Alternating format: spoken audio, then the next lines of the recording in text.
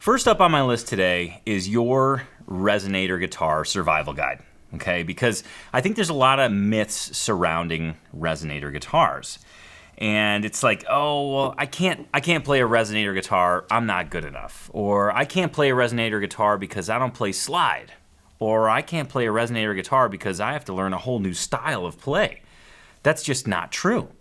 Because Resonator guitars, you can tune them to standard tuning and play everything that you know on a regular guitar, on a Resonator guitar, and it's gonna sound awesome. It's another sonic flavor to add to your arsenal. So I wanna discuss Resonator guitars today because I want you to be able to walk into your local guitar store or shop online and know what you're looking at and be confident enough to give them a shot because they're really fun. I mean, Resonator guitars are truly magical instruments. So let's dig in.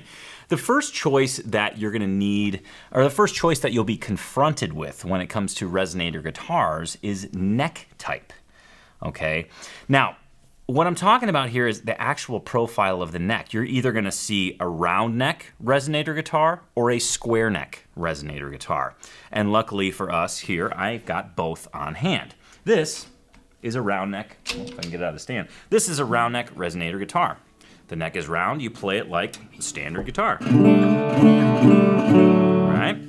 This, over to my right, is, you can get this one out of the stand, is a square neck Resonator guitar. You can't fret, I mean, you literally can't fret this. The nuts sitting, the strings are about a ½ inch off the fretboard, and square neck Resonator guitars are made to play flat in your lap. So think like dobro style or like bluegrass dobro. Sometimes people call it lap slide. All of those names suffice for a square neck Resonator guitar. So first choice, round neck or square neck. Square neck is exclusively for lap style playing. Round neck, you can play your standard stuff that you play on your normal guitar, or you can play with a bottleneck slide or something like that. Okay, so now that we got that out of the way, now let's get into the meat and potatoes of the dish, okay? Because Resonator guitars have resonator systems in them. That's what helps them make the sound that they do. And you're probably gonna run into 3 of the most common resonator systems when you're out there looking at Resonator guitars. And I want you to be able to tell the difference between the 2. And I want you to be able to hear the difference between the 3. I said 2, there's 3. So let's start with the most common resonator system. And that is a single cone resonator that is of a biscuit style, okay? Now you're gonna be looking at a picture and you'll see that the single cone resonator, it's like an aluminum speaker cone that's pointed inside the guitar's body, and the strings go over this wooden saddle that sits on top of a wooden disc, and that's lovingly referred to as the biscuit. Now, these particular guitars sound extremely distinct because they're very barky. They have this beautiful kind of thump and really strong projection, but they decay really quickly. They don't have a ton of sustain. They may have a little bit more sustain than a standard flat top acoustic guitar, but in the Resonator guitar world, single cone biscuit style resonators have a very quick decay. So they're really good for slide, they're great for blues. If you find yourself finger picking like ragtimey or real thumpy blues, a single cone biscuit style resonator is the one that I definitely think you should check out. And it's probably the most common out there. If you look at many national guitars, oftentimes they are a single biscuit cone style guitar. In fact, the one that I have here next to me is a single cone biscuit style resonator guitar. This is a Supro Collegian that was actually made by National. And under the hood, it is a single cone biscuit style resonator, and it has just a beautiful thump.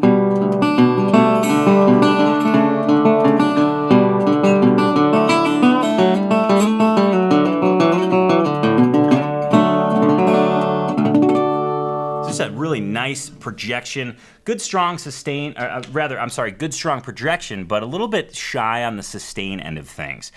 So the notes die pretty quickly, but they're very strong right off the get-go. The next resonator style that you're gonna run into is called a spider bridge or a spider cone resonator style. Now, this particular resonating system is a lot different than the biscuit style because the cone is actually inverted. The cone of a spider bridge is actually outward, much like a speaker. So think of the guitar as a speaker cabinet, and that aluminum resonator cone is shooting out. And on top of that resonator cone actually looks like a spider web, and the strings go across that on top of a wooden saddle. I happen to have an example of a spider cone bridge here, and this is my Bellbeard guitar. From the front, you'd never be able to know, but if you look under the cover plate, you'll start to see that spider web kind of bracing system that the saddle sits on, and that is what indicates a spider bridge resonator guitar. These guitars are common on square neck guitars, obviously, and also round neck. And what's significant about these spider bridge resonating systems is that they're very long on sustain. They're very good at note articulation. They're really lush and huge sounding. They might not be as loud as a single cone biscuit style resonator guitar, but for what they lack in volume, they make up for in sustain. So if you like doing slide, really long kind of sensitive passages, if you will, spider bridge resonator guitar would be a great option for you. And last, but certainly not least, probably the most intimidating of all the resonators is a tricone. Okay, so a tricone, as the name suggests, is 3 resonators. There's 3 10-inch resonator cones, kind of oriented like the biscuit style resonator, but they're 3, right? There's 2 on the bass end of the side, the bass side of the guitar, and a single one on the treble side of the guitar.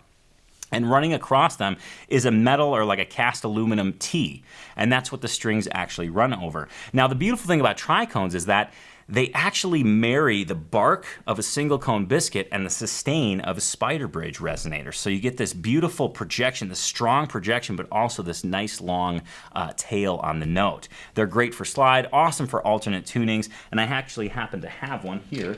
This is a mule tricone, and from the front you'd say, well, Tone, that's not much of a tricone, but this is actually modeled after a 1927 National where they put a tricone resonating system in a single cone body. More on this guitar here in a second. In fact, you'll be able to hear it much better than if I played it with this microphone.